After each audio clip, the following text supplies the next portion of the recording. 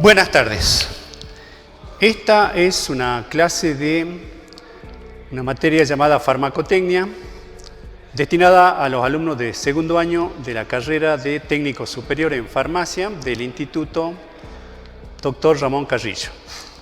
En la primera clase, que sirvió como introducción para esta materia, habíamos definido, entre otras cosas, qué quería decir farmacotecnia, cuál sería el campo que engloba el estudio de esta materia.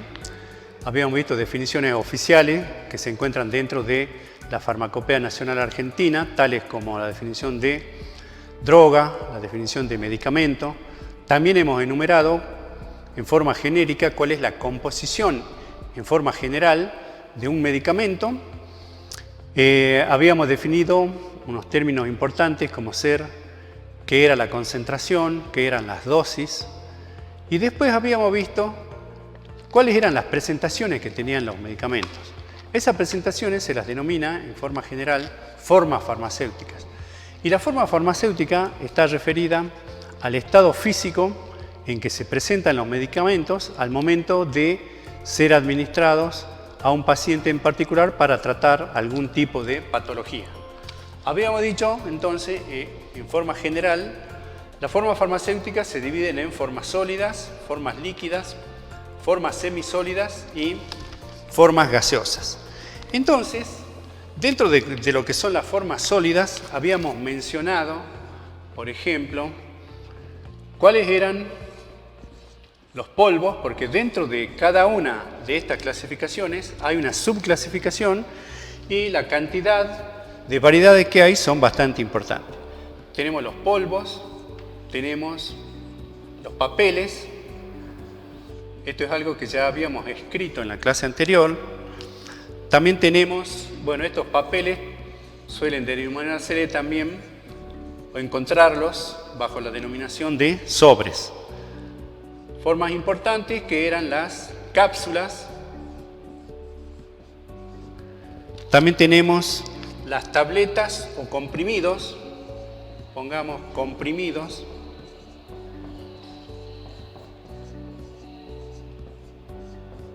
A los comprimidos también se los conoce con el nombre de tabletas.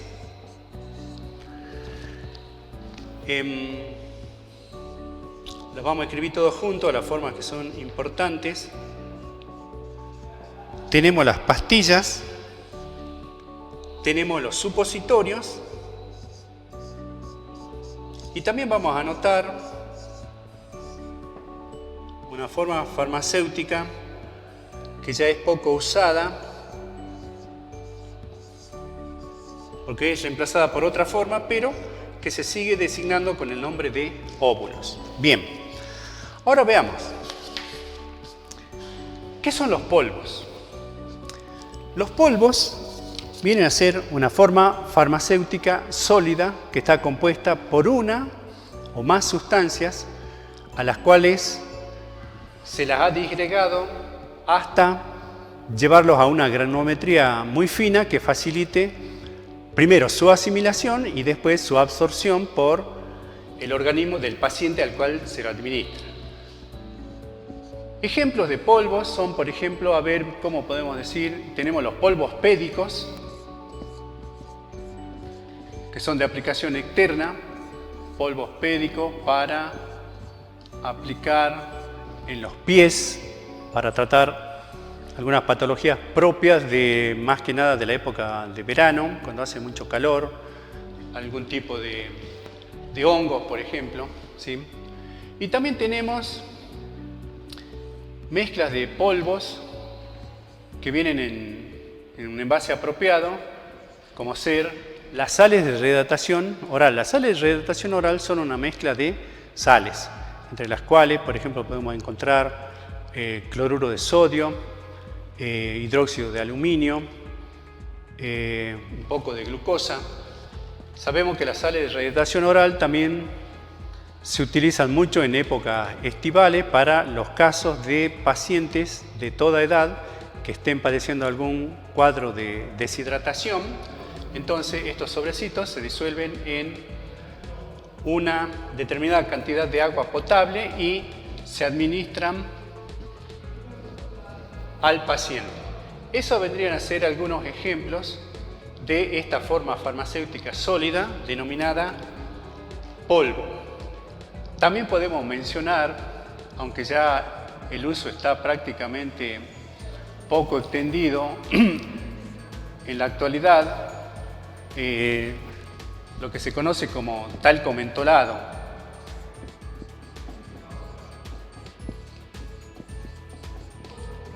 El talco mentolado se utilizaba hasta hace poco en algunas patologías asociadas con la epidermis y una mezcla de talco con mentol pulverizado y un poco de alcohol.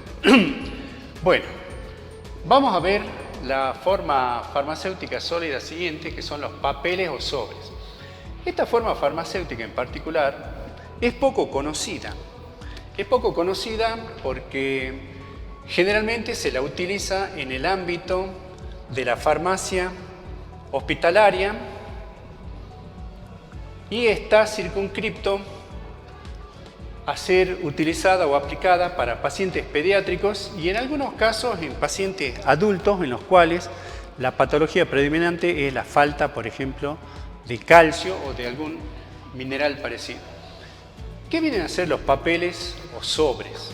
Los papeles o sobres son pequeñas hojas de un papel especial que se llama papel medicamentoso, que es satinado de un lado, o sea que es una superficie muy bien trabajada, que permite el deslizamiento de drogas en polvo y además es un papel que ha sufrido un tratamiento particular que lo hace impermeable, es decir, que es poco probable que pueda pasar la humedad a través de él.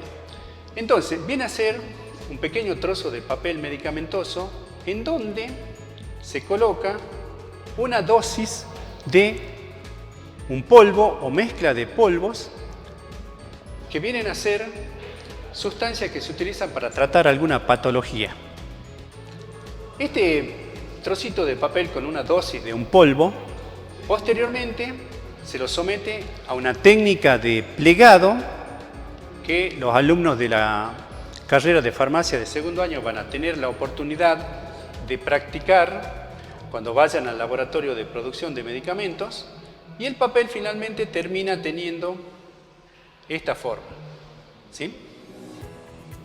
Es decir, se lo pliega con una técnica apropiada, se lo vuelve a plegar y se le da la forma de un sobrecito para que quede herméticamente cerrado y dentro de este papel o sobre hay una dosis de una forma farmacéutica sólida en polvo, ¿sí? Destinada más que nada, como les digo, a pacientes pediátricos. Ya vamos a ver entonces en qué se aplica específicamente esta forma farmacéutica que, como les digo, el conocimiento, la utilización y la aplicación están más que nada circunscriptas a los pacientes pediátricos y al ámbito de la farmacia hospitalaria. Bien, ahora vayamos a ver lo que son las cápsulas. Estas cápsulas, o sea, muchos las conocemos, están constituidas por dos cubiertas de gelatina, una base y una tapa que tienen una forma particular porque una encastra dentro de la otra y el cierre que se produce es hermético. Entonces, al ser cápsulas de gelatina, están destinadas a contener una dosis de una sustancia o de una mezcla de sustancias en polvo finamente pulverizadas o granuladas para ser administradas por vía oral a los pacientes. De este tipo de forma farmacéutica existen tres tipos.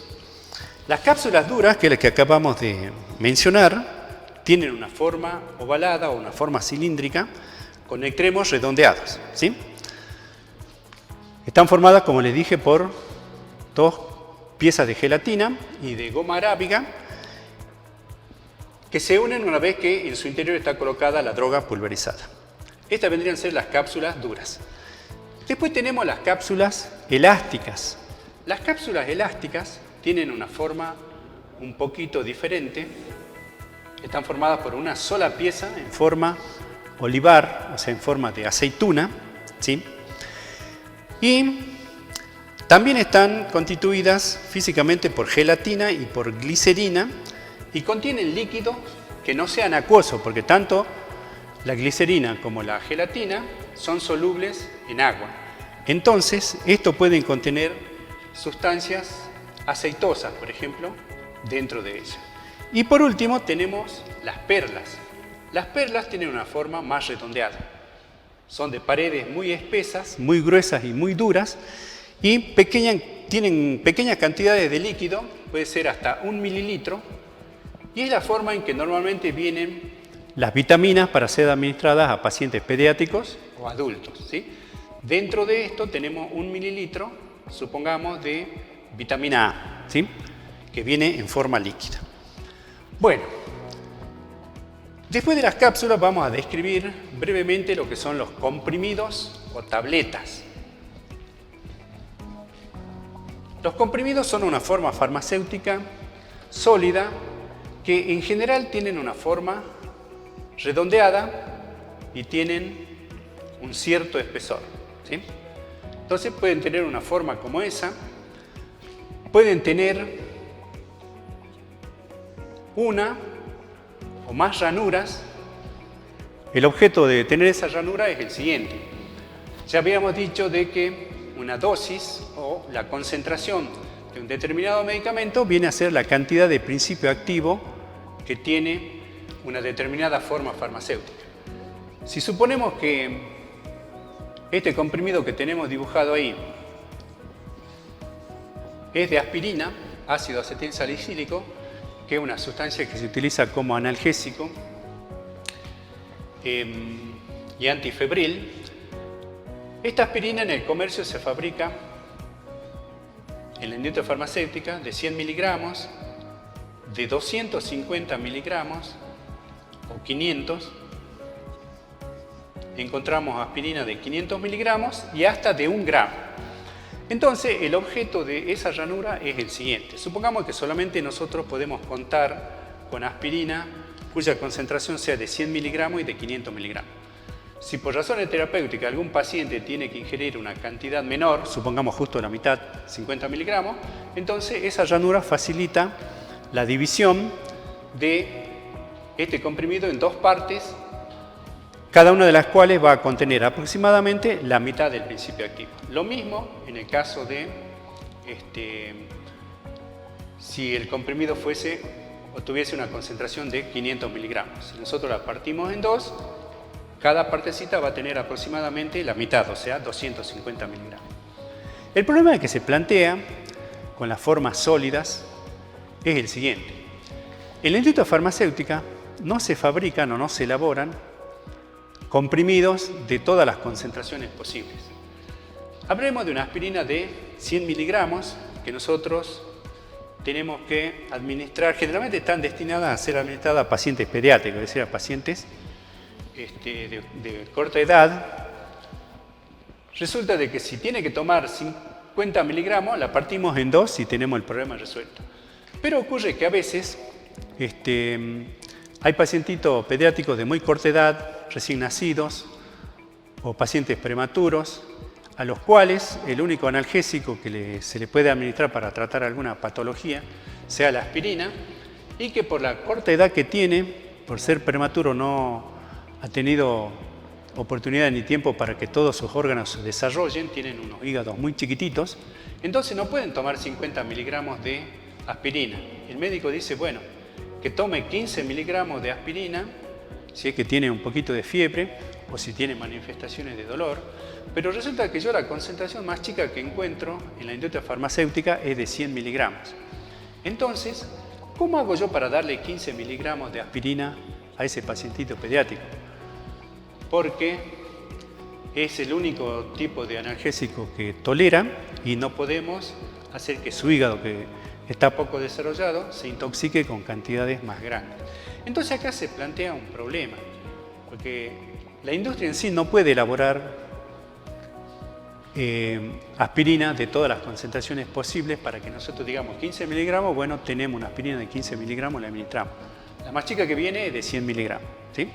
Entonces, para poder hacer esta administración, en farmacia hospitalaria se recurre a una técnica que se denomina de subdosificación, ¿sí? Entonces, anotemos esa palabra por acá por el momento, subdosificación,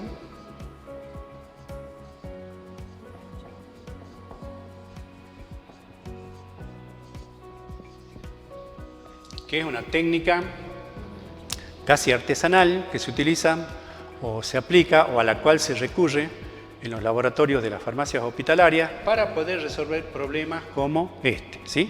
En donde a un pacientito se le debe administrar una cantidad de principio activo menor a la menor de las concentraciones que podemos encontrar en la industria farmacéutica.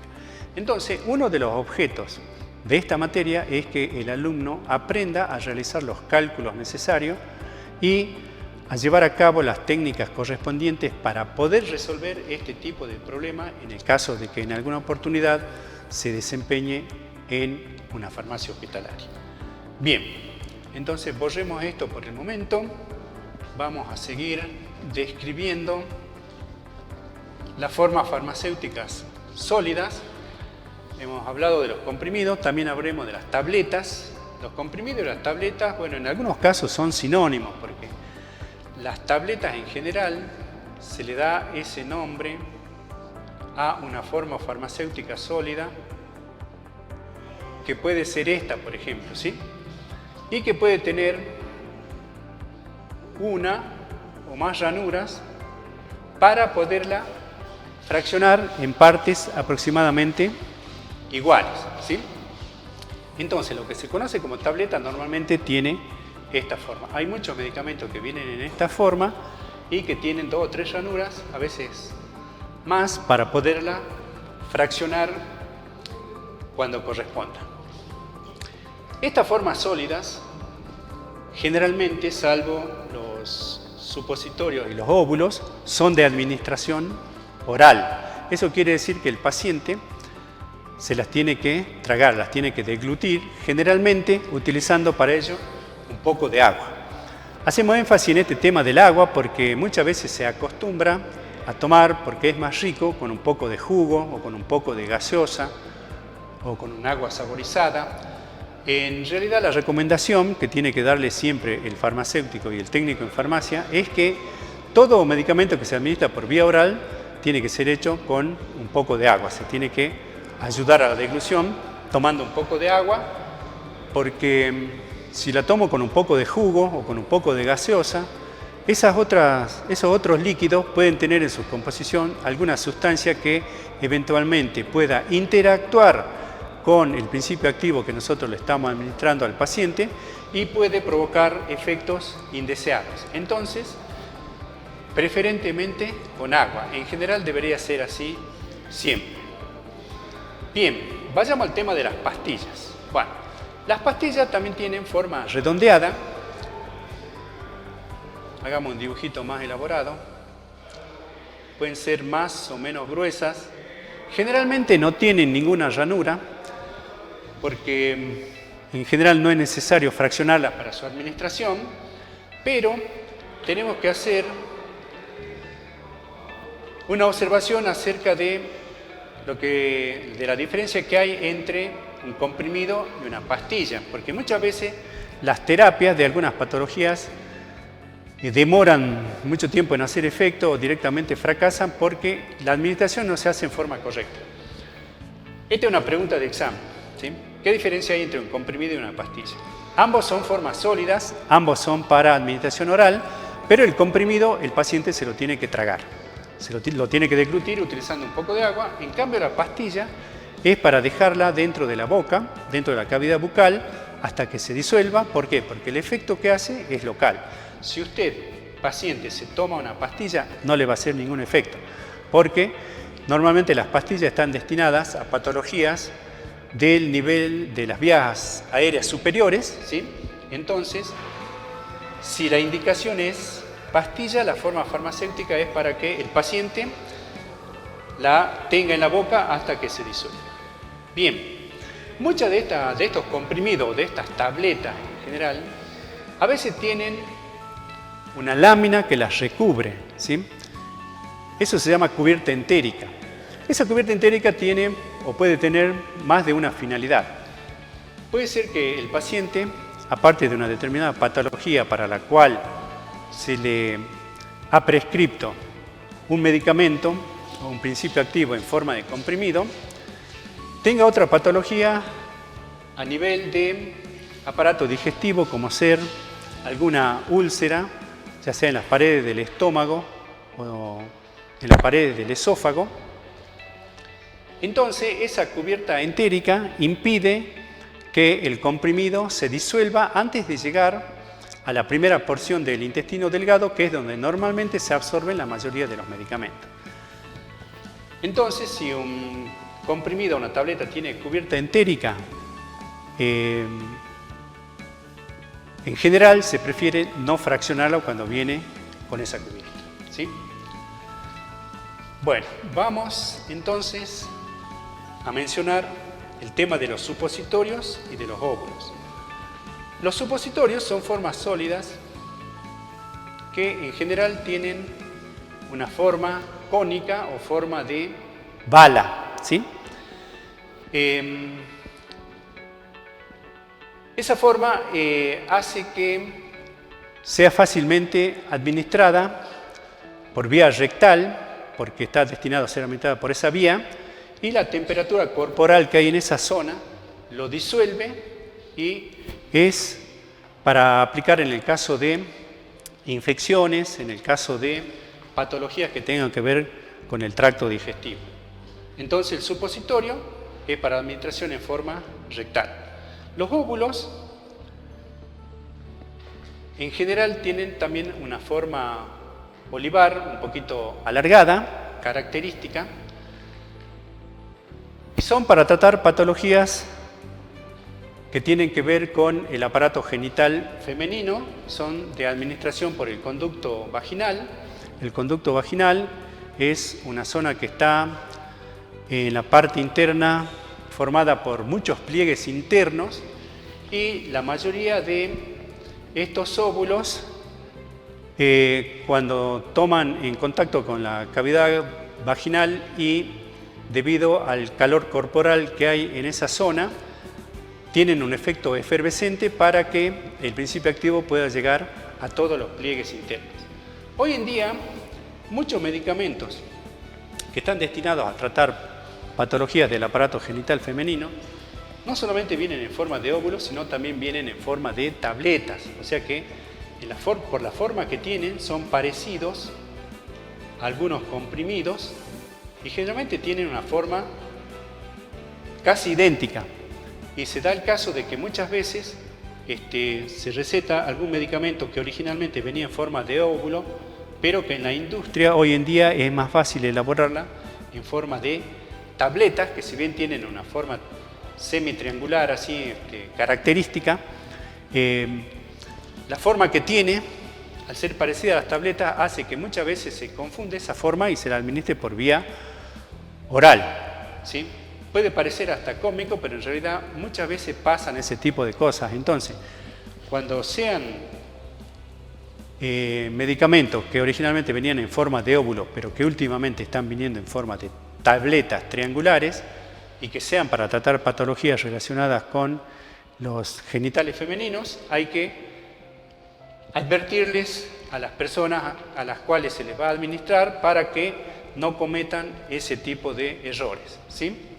Bueno, entonces esa vendría a ser en general una descripción, si se quiere, un poco concisa de lo que son las formas farmacéuticas sólidas y, como les decía, íbamos a prestar especial atención al tema de los sobres o papeles y a los comprimidos, cápsulas y tabletas por el tema de la subdosificación.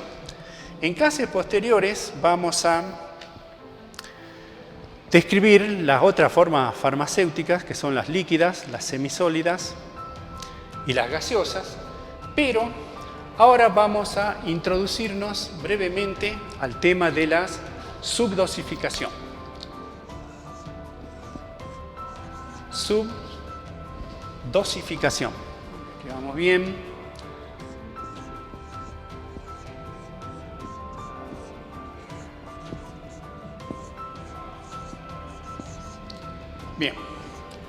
Entonces veamos cuál es la definición de lo que es una subdosificación. La subdosificación se define como aquella técnica a la cual se debe recurrir cuando a un paciente, por razones terapéuticas, se le debe administrar una cantidad de principio activo que sea menor a la menor de las concentraciones que se encuentran en la industria farmacéutica. Eso quiere decir que si de alguna especialidad farmacéutica la menor concentración que se encuentra en el mercado, supongamos que sea de 50 miligramos, pero que el médico al hacer su evaluación establezca que ese paciente solamente puede tomar, supongamos, 12 miligramos, entonces nosotros al comprimido que viene de 50 miligramos o a la cápsula que viene de 50 miligramos de principio activo, tenemos que someterla a una subdosificación para obtener unidades o dosis de 12 miligramos, que es lo que el médico ha establecido que el paciente tiene que consumir o ingerir para tratar esa patología. Vamos a hacer un ejemplo de cálculo para ver de qué manera se efectúa una subdosificación. Supongamos, vamos a ejemplificar con lo que habíamos dicho hace rato, con el tema de la aspirina. ¿Sí? Entonces, el médico dice que o establece o envía una receta a la farmacia, al laboratorio de la farmacia hospitalaria y pide que a un pacientito le preparemos 12 dosis de 15 miligramos. ¿Sí?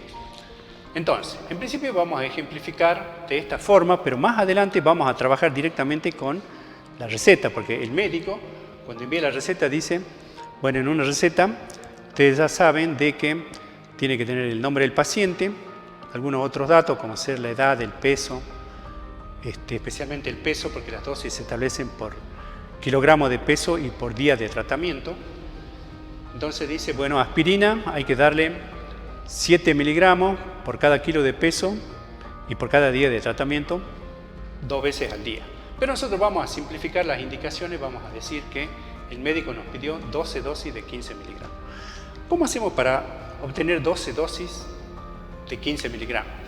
Cuando nosotros vayamos a la estantería donde se encuentran los medicamentos, vamos a encontrar que en la farmacia hospitalaria solamente disponemos de aspirina de 500 miligramos y de aspirina de 100 miligramos, ambas en forma sólida, o sea, en forma de comprimidos.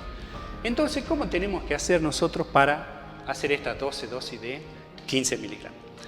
En principio, nosotros vamos a hacer lo siguiente. Como tenemos que preparar 12 dosis de 15 miligramos, primero vamos a multiplicar la cantidad de dosis que tenemos que elaborar por la cantidad de principio activo que tiene que tener cada dosis. ¿Sí? Entonces, tengo que hacer 12 dosis, la multiplico por 15 miligramos que tiene cada dosis, simplifico estas unidades, las unidades de dosis, y cuando vayamos a hacer el cálculo, vamos a tener que el producto de 12 por 15, eso nos da 180 miligramos.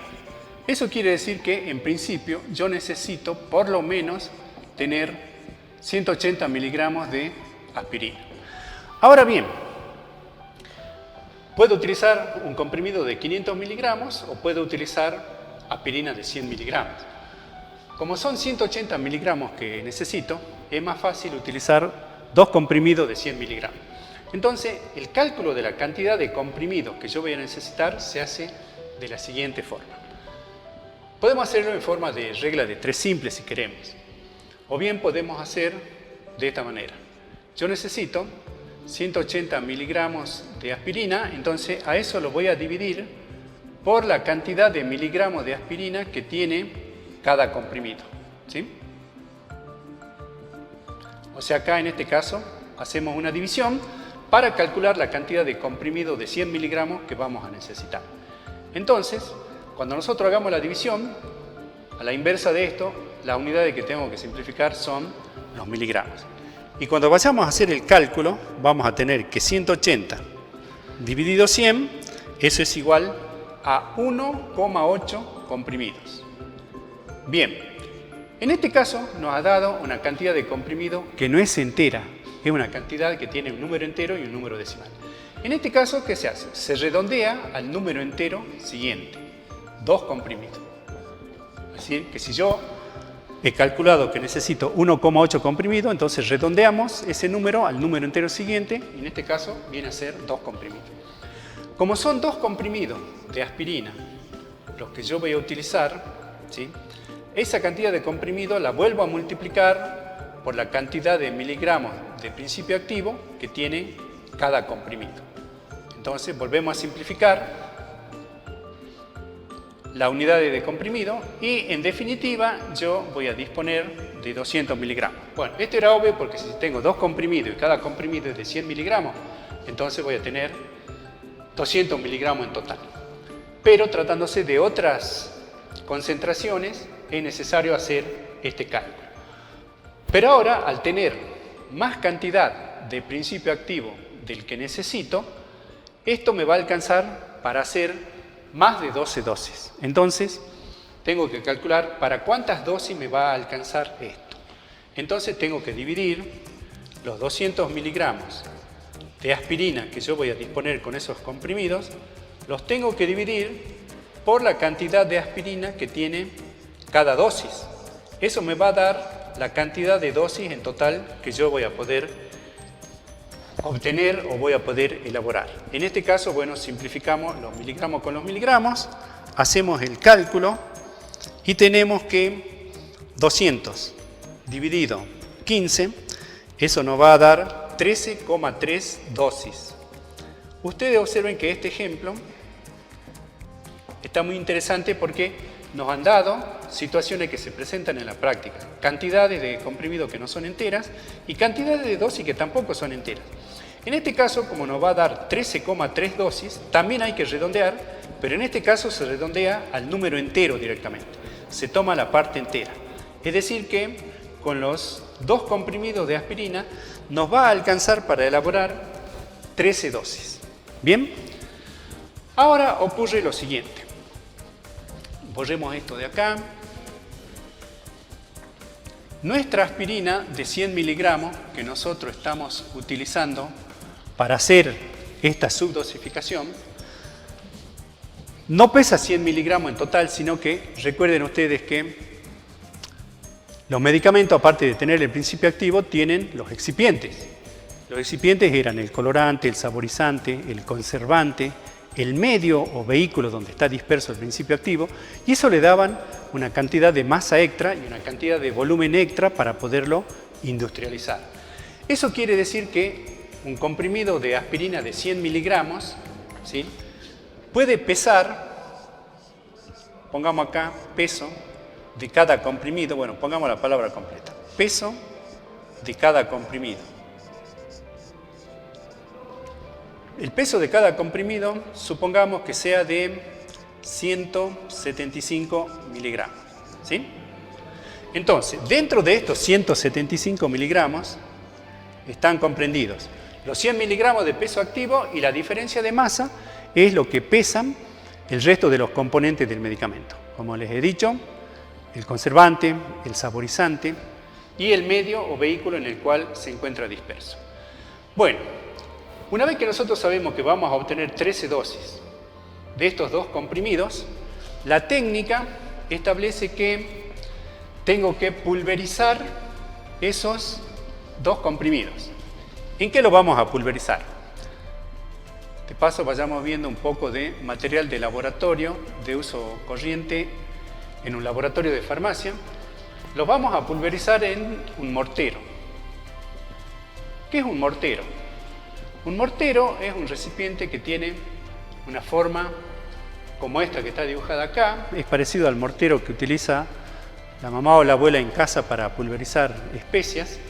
Y por supuesto, como todo buen mortero, está provisto de su mano de mortero, que también se conoce con el nombre de pilón. Entonces, esto se llama pilón o mano de mortero, ¿sí? Bueno, entonces lo que nosotros hacemos es colocar dentro del mortero, los morteros, ya que hacemos el comentario, los morteros pueden ser de vidrio, pueden ser de porcelana, pueden ser de ágata o de cualquier otro material que sea apto para hacer este tipo de operaciones, ¿sí? Normalmente en un laboratorio de farmacia hospitalaria utilizamos morteros de vidrio o de porcelana. ¿Cómo hacemos con esto? Los pulverizamos, es decir, sometemos a los comprimidos a un poco de presión, le damos unos golpecitos y los vamos pulverizando haciendo un movimiento de rotación hasta que los comprimidos se transforman en un polvo finamente pulverizado. Ese polvo finamente pulverizado lo sacamos con el mayor cuidado de no tener ninguna pérdida de masa o tener la menor pérdida posible de masa y lo llevamos a pesar en una balanza. La balanza donde nosotros vamos a pesar esto es una balanza electrónica, una balanza digital que tenga por lo menos 3 o 4 dígitos de resolución, es decir, que pueda llegar a pesar hasta 10 milésimas de gramo. Entonces, cuando vayamos a pesarlo en una balanza, ¿qué peso vamos a obtener? Vamos a obtener el doble de ese peso, 175 miligramos. Entonces,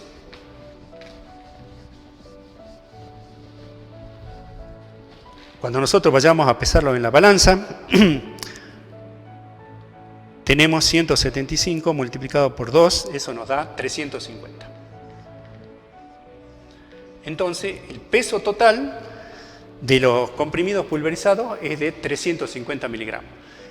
Este es un dato en realidad que se obtiene empíricamente en la práctica. Ahora, por razones pedagógicas de ejemplificación, yo les he dicho que pesa 175 miligramos. En general puede ser un peso bastante parecido a ese.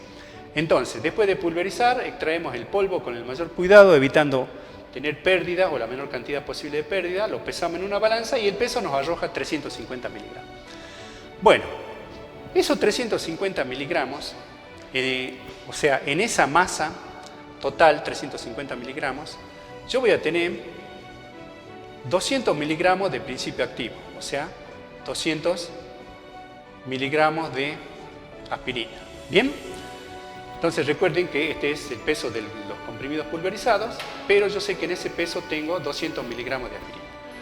Como cada una de mis dosis tiene que tener 15 miligramos de aspirina, entonces yo tengo que saber en qué masa pulverizada va a estar o va a contener, o qué parte de esa masa pulverizada va a contener esos 15 miligramos que tiene que tomar el pacientito cada vez que se le administra este medicamento. Entonces, tenemos también planteado una regla de 3 simples. Ya ven cuál es la utilidad que tiene la regla de 3 simples. Hacemos el cálculo y decimos 350 multiplicado por 15 y dividido 200. Entonces, eso nos da un peso de, lo escribamos acá, 26,25 miligramos de comprimido pulverizado. Esto quiere decir lo siguiente. De estos 350 miligramos, si yo peso fracciones de 26,25 miligramos cada vez y los pongo en un papel medicamentoso o dentro de una cápsula, dentro de esta masa voy a tener exactamente 15 miligramos de principio activo. Entonces ya ven ustedes cuál es la utilidad que tiene esta técnica de subdosificación, porque nos permite, con operaciones sencillas, operaciones técnicas, manuales sencillas y operaciones de cálculo también sencillas, obtener dosis de la cantidad de principio activo que el médico ha prescripto para un determinado paciente. Ahora bien, ¿cuántas pesadas tengo que hacer yo? Tengo que hacer 13 pesadas, ¿sí?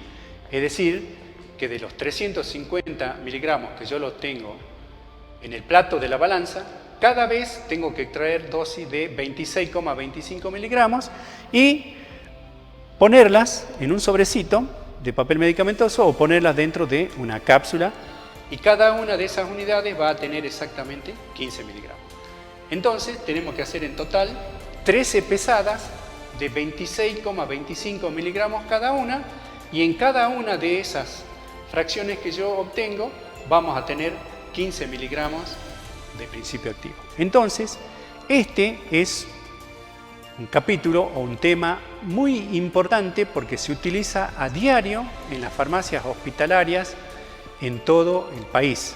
¿Por qué? En todos lados. En verdad, esto es una técnica universal, si se quiere, porque en la última reunión que hubo el año pasado, un congreso de farmacia hospitalaria en Buenos Aires, hubo expositores europeos, especialmente de farmacias, o mejor dicho, de farmacias hospitalarias de España, que vinieron a exponer y pusieron énfasis en que esta es una técnica muy eficaz para tratar patologías en donde los pacientes tienen que ingerir cantidades de medicamentos que no se encuentran en el mercado o que la industria farmacéutica no elabora.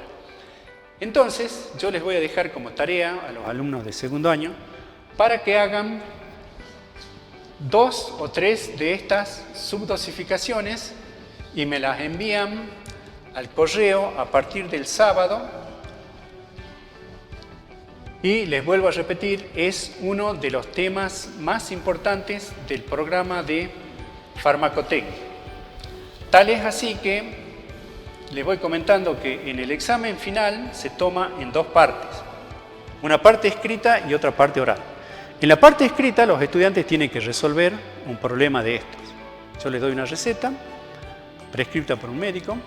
Ustedes tienen que resolver ese problema, tienen que calcular esa subdosificación, y si el cálculo está bien hecho, pasan a la segunda parte del examen, que son un cuestionario oral o escrito que el estudiante tiene que desarrollar. Pero la parte más importante es esta.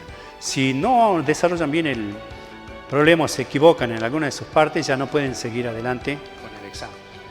Entonces, vamos a hacer a manera de práctica. Bueno, a ver, sigamos con la aspirina. Vamos a ver. De aspirina se piden 20 dosis de 12 miligramos. Los comprimidos de aspirina que vamos a utilizar para hacer esta subdosificación van a ser de 100 miligramos de principio activo, y el peso de los comprimidos, peso de cada comprimido, va a ser de 175 miligramos, como hemos dicho. El ejercicio 2 nos piden subdosificar un medicamento que se llama acetazolamida.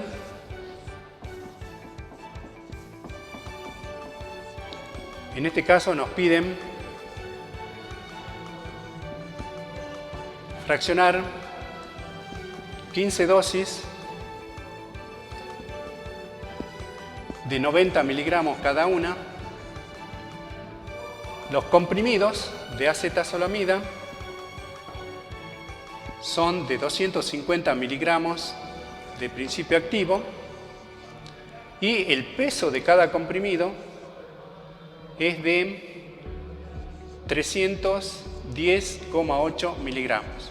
¿Sí? Recuerden que estos pesos de los comprimidos son pesos hipotéticos, pero siempre el peso del comprimido completo va a ser superior a la cantidad de principio activo que tiene por el tema de los excipientes. Y también vamos a fraccionar ácido ursodesoxicólico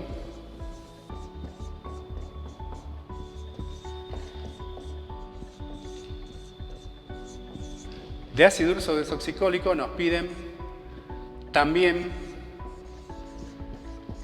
15 dosis de 75 miligramos. Los comprimidos de ácido ursodesoxicólico que vamos a utilizar van a ser de 300 miligramos. Este es un ejercicio bien fácil.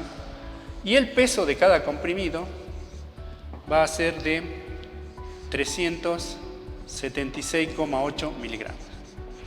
Bueno, entonces para cada uno de estos ejercicios tenemos que hacer exactamente lo mismo, ¿sí? Seguimos los pasos que hemos visto en el ejemplo que hemos desarrollado y una vez que los tengan resueltos y estén seguros de que están bien resueltos, me los envían al correo a partir del día sábado. Muchas gracias y hasta la próxima clase.